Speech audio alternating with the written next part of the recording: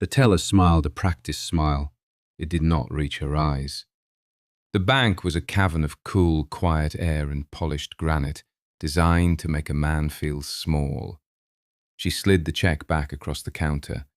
It was for $62.50, a small amount. The reason he was here. He said, "I need this cashed." She nodded, her smile fixed. "Of course, I'll just need to see your driver's license, and there is a $35 fee for non-account holders." He did not move. He did not blink. His hands, weathered and clean, rested on the dark grey stone. The check lay between them. He said nothing. The teller's smile faltered for a second. "Sir, the fee, it's for processing." He spoke again, his voice quiet but clear in the hushed space. "You can't charge a fee on an on-us check." The words hung in the air. They were not a question. They were not an argument. They were a statement of fact, and the finality in them made the teller's training vanish. She looked at him. Really looked at him. He wore work boots, scuffed but not dirty, blue jeans, a clean gray button-down shirt, dust on the cuffs. He looked like a man who had come from a job involving honest labor. He did not look like a man who knew the uniform commercial code. She tried the smile again. "It's bank policy, sir. I'm afraid it's not optional." He didn't argue. He didn't raise his voice. He just stood there, a picture of patience, carved from some harder, older material than the men who usually stood in this line. The silence stretched. A man in a suit 2 places back in the line checked his phone. A woman with a stroller shifted her weight. The teller pressed a button under her counter. A moment later, a man emerged from a glass-walled office. He was the branch manager. His suit was sharp, his shoes were shined to a mirror finish, and his confidence was the most expensive thing he wore. He approached the counter with the easy gait of a man who solved problems like this a dozen times a week. "Miss Davies, a problem?" he asked, his voice smooth as worn leather. The teller gestured vaguely toward the man. "This gentleman doesn't wish to pay the check cashing fee." The manager's professional smile widened. He turned to Mark Cole. "The name on the check." "Sir, I understand. No one likes fees. But this is a standard charge for individuals who don't have an account with us. It covers our risk and processing costs." He spoke with the patient air of a teacher explaining a simple concept to a slow student. He did not see the man in front of him. He saw a category, a non-customer, a minor inconvenience. Mark Cole looked at the manager. He saw the suit, the watch, the easy confidence built on 1,000 similar successful conversations. He waited for the man to finish. The stakes in the room were $35, a trivial sum, but the real stakes were unstated. They were about the unwritten rules of power. The assumption that a man in a suit in a granite building was always right, and the man with dust on his cuffs was always wrong. The manager finished his explanation with a slight tilt of his head, a gesture that invited agreement. "So, if you'll just authorize the fee, we can get this taken care of for you." He was already turning away, a small dismissal. Mark spoke, his voice unchanged. "No." The manager stopped. He turned back, his smile gone now, replaced by a flicker of annoyance. It was the first crack in the polished facade. He buttoned his suit jacket, a small gesture of reasserting authority. "Sir, I'm not sure you understand. This is our policy." He said the word policy as if it were a federal law, as if it were gravity. Mark Cole let the word hang in the air. Then he said, "Your policy doesn't supersede the law." The room went quiet. The man on his phone looked up. The woman with the stroller stopped rocking it. The manager's face hardened. "And what law would that be?" To understand why Mark Cole was so certain, you have to go back. Not just a few weeks, but decades. You have to go back to a kitchen table in a small house on the edge of town. to a father who read every line of every contract he ever signed. His father, a mechanic, had a saying, "Most of the world runs on what people don't read." 22 years before that morning in the bank, Mark's father had passed away. In the process of settling the small estate, Mark found a shoebox under his father's bed. It wasn't filled with old photos or war medals. It was filled with papers, old warranties, paid-off loan documents, receipts for farm equipment, and a thick, stapled pamphlet from 1974, printed by the government printing office. It was titled, "A Citizen's Guide to the Depository Institutions Deregulation and Monetary Control Act." His father had underlined a single passage in neat mechanical pencil. Section 217. It concerned the definition of a negotiable instrument.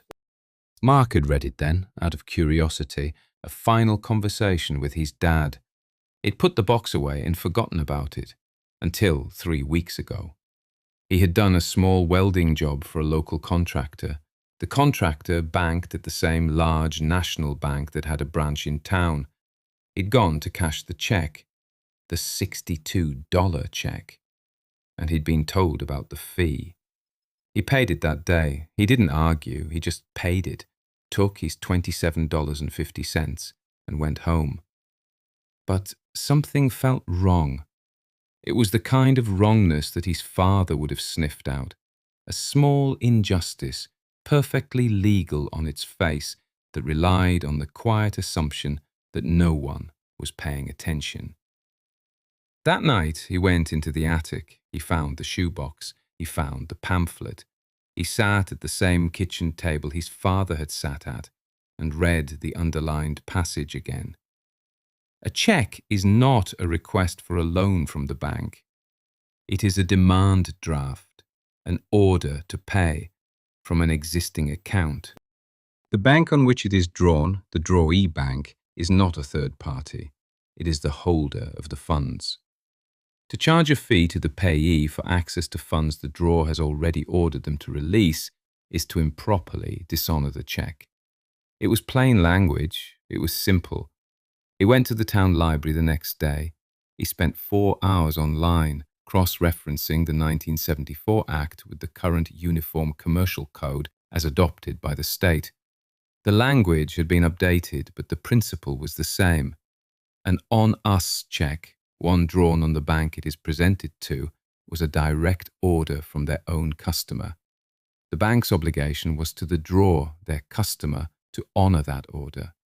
Charging the payee a fee was, in essence, refusing to pay the full amount. It was a partial, constructive dishonor. He printed the relevant sections of the current code. He printed the page from the old federal guide. He folded them neatly and put them in the inside pocket of his coat. He waited for the next check from that contractor. It came 2 days before his visit to the bank. This time, he was ready. This wasn't about $35. It was about his father. His father, John Cole, was a man who believed in rules, not just the rules that governed him, but the rules that governed everyone, especially the powerful. He had taught Mark that the world was built on a series of agreements, and that true strength was in honoring them and in quietly insisting that others honor them too. Mark remembered a drought in 1988. The city had imposed strict water rationing. You could water your garden on Tuesdays and Saturdays only. John Cole followed the rule to the letter. His tomatoes suffered, his lawn turned brown, but the president of the local savings and loan, who lived down the street, watered his immaculate green lawn every single night. The sprinklers would hiss on at 2 in the morning. John never said a word to the man. One Tuesday, Mark watched his father take a photograph of the banker's sprinklers running at full blast. The next day, he took a photograph of his own dry garden. He mounted the 2 photos side by side on the piece of cardboard. He wrote the date and time under each. He didn't file a complaint. He didn't make a scene. He just mailed it to the editor of the local paper. The pictures ran on the front page with no commentary other than a single headline: "Some follow the rules." The banker's lawn went brown the next week. His father never mentioned it again. He had simply restored something crooked to straight. Some men collect problems. He collected patience. Mark Cole had inherited that patience. It was in his hands, in the way he could sit and watch a weld cool, waiting for the precise moment to clean the slag. It was in the way he had researched the banking law, slowly, methodically, without anger.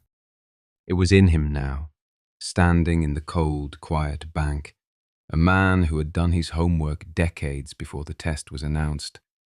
His internal motivation was simple. It was a debt he owed to a man who taught him that the fine print matters, that the rules are for everyone or they are for no one. To let the $35 fee stand was to agree that the rules were different for the man in the suit. It was to let his father's lesson go untended. And some things, like a garden in a drought, required tending. He was not there for revenge. He was not there for money. He was there to tend the garden. Back in the bank, the manager's condescension had curdled into suspicion. "And what law would that be?" he repeated, his voice tight. Mark Cole reached into his coat pocket. He didn't pull out a weapon. He didn't pull out a phone to record the interaction. He pulled out a single sheet of paper, folded into a neat square. He unfolded it and laid it on the counter. It was a photocopy of 2 sections of the state's commercial code. He had highlighted one sentence in yellow. The manager picked it up as if it were contaminated. He read the highlighted sentence. A check is a draft, payable on demand and drawn on a bank. A cashier's check, teller's check, or other draft drawn by a bank on itself is effective as a note, creating a direct obligation of the bank. He looked up from the paper, his expression unchanged. This is irrelevant. This pertains to the bank's obligation to the drawer, our customer, not to you. It was the first line of defense, the legalistic dismissal. He slid the paper back. Our policy is for non-customers. It is a service fee. Mark didn't pick up the paper. He let it lie there, a quiet testament on the granite. He said, "The check is an order from your customer to pay me, not to pay me minus $35. By charging the fee, you are refusing to follow your customer's order. It's a wrongful dishonor of the draft." The manager's jaw tightened. He was not used to this. He was used to apologies and compliance. He was used to people who were intimidated by the marble and the quiet. "Sir, our legal department, which is far more versed in this than you or I, has established this policy. It is legal, it is binding, and I am not going to argue about it." He was trying to invoke a higher unseen authority, the faceless power of the corporate legal department. He believed in it. It had never failed him before. The bank was an institution of immense size and power. This man was just one person. The math was simple. The institution was always right. The manager decided to escalate. He picked up the phone at the teller station. "Yes, this is Carlson at the Elm Street branch. Get me legal, now." He spoke with a clipped urgency. The room was now completely silent. Every person in the line was watching the small drama unfold. The manager shielded the receiver with his hand, turning his back slightly to Mark. He was speaking in a low, angry murmur. "I have a man here, a non-customer, refusing to pay the cashing fee. He's citing the UCC. Yes, a photocopy. He thinks he's a lawyer." The manager listened for a moment. His posture straightened. He turned back to Mark, a thin, triumphant smile on his face. He held the phone out as if it were a scepter. "This is our senior corporate counsel. He will explain it to you." This was the second angle of attack, the expert witness, the voice of God from headquarters. Mark made no move to take the phone. He just shook his head. "Tell him no." The manager was stunned. "What?" "Just tell him what I said. The check is an order. The fee is a dishonor. Then ask him if the office of the controller of the currency agrees with the bank's policy. The manager's face went pale. The mention of the OCC, the Federal Regulator for National Banks, was not part of the script. That was not a name you used on a customer. That was a name that prompted audits and investigations. He spoke into the phone again, his voice now a strained whisper. He's mentioning the OCC. He wants to know our official position regarding their interpretation. There was a long pause. The manager's confident expression began to dissolve. He listened, nodding slowly. His eyes darted from the folded paper on the counter to Mark's calm face. He said, "I see. Yes. Understood." He hung up the phone without saying goodbye. The smile was gone. The confidence had evaporated. He looked at Mark Cole as if seeing him for the first time. The third angle of attack was all he had left, the appeal to reason, the attempt to shrink the problem back down to a manageable size. "Look," he leaned forward, his voice low and conspiratorial. "Sir, as a one-time courtesy for the inconvenience, I will waive the fee for you today. Just for you. We'll get you your $62.50 and you can be on your way." It was an offer of a private peace, a treaty for one. He was trying to buy Mark's silence for $35. He was trying to make it about the money again. But it was never about the money. Mark Cole looked at the manager. He looked at the line of people watching. He thought of his father's 2 photographs in the newspaper. He said, "I don't want a courtesy. I want you to follow the rule. For everyone." The manager, Carlson, was trapped. The quiet, stubborn man in front of him had dismantled his authority piece by piece.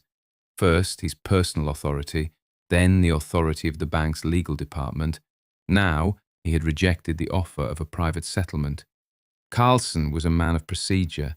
When procedure failed, he had nothing left. He looked around the lobby at the watching eyes. He couldn't force the man to pay. He couldn't call security on someone who was not being disruptive. And he now had a seed of doubt, planted by his own legal counsel, that the man might actually be right. A neutral verifier was needed.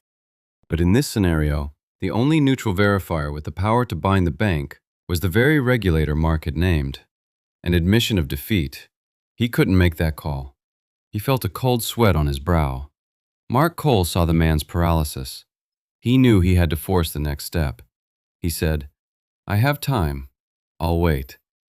He stepped out of the line and walked over to one of the hard modern chairs that lined the wall. He sat down. He didn't check a phone. He didn't read a magazine. He just sat, his hands resting on his knees, and waited. The simple act of sitting was an act of profound defiance. It declared that he was not leaving until the issue was settled correctly. It turned the bank's lobby into his waiting room. The line of customers began to move again, uncertainly. Tellers at other windows kept glancing over. The branch became a theater, and Mark Cole was the silent, unmoving center of the play. Carlson stood at the counter for a full minute, frozen.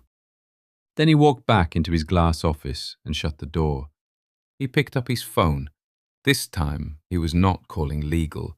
This time, he was calling his regional vice president. The conversation was short. We hear only Carlson's side, his voice strained. "Yes, sir, I understand the policy, but he has the UCC code printed out, and he mentioned the OCC. He's sitting in the lobby. He says he'll wait." A pause. The room went quiet. Carlson listened, his face growing paler. "Yes, sir, Section 217 of the 1974 Act. That's what he said." Another, longer pause. The manager's shoulders slumped. He looked through his glass wall at the man sitting patiently, a statue of quiet conviction. "Yes, sir. I'll handle it." He hung up the phone. For a moment, he just sat at his desk staring at his hands. The polished confidence was gone, replaced by the flat, dull look of a man who has just been told The ground he stands on is not solid. Carlson walked out of his office. He moved slowly, his jacket now unbuttoned. He approached Mark Cole, who had not moved. He stopped a few feet away, a subordinate approaching a superior. His tone was completely different. It was soft, respectful, defeated. Mr. Cole, he had read the name on the check. There appears to have been a misunderstanding regarding our policy on on-us drafts. We will, of course, cash your check for the full amount immediately, no fee. He was trying to contain the damage, to make it a simple error. He hoped the man would take his small victory and leave. He gestured toward the teller window. If you'll just come with me. Mark Cole didn't stand up right away. He looked at the manager. He reached into his other coat pocket and pulled out a small, spiral-bound notebook and a pen. It was the kind of notebook mechanics use to track jobs. He flipped it open. The manager watched, a sense of dread growing in his stomach. Mark said, "This is the third time this month I've cashed a check here. You charged me $35 the first time. You charged my neighbor, Tom Weller, the same fee last Tuesday. He was here for 20 minutes arguing with your teller. I was in line behind him.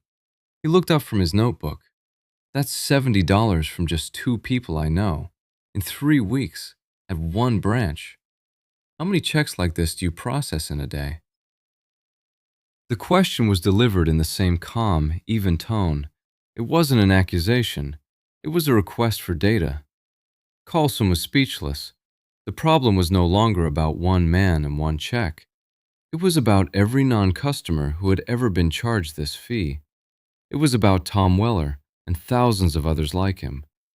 The manager had no answer. He could only stare at the small, cheap notebook that now felt more threatening than any legal document. The institution had been built on the assumption that no one was keeping notes. They had been wrong. The resolution was quiet. It was anticlimactic. There was no shouting, no triumphant speech. Carlson, the manager, simply escorted Mark to the teller window. He spoke quietly to the teller. "Cash this for the full amount, no fee." The teller, her face a mask of confusion, did as she was told. She counted out $62.50, a 10, 3 5s, 7 1s, and 2 quarters. She pushed the money under the glass. Mark Cole counted it carefully.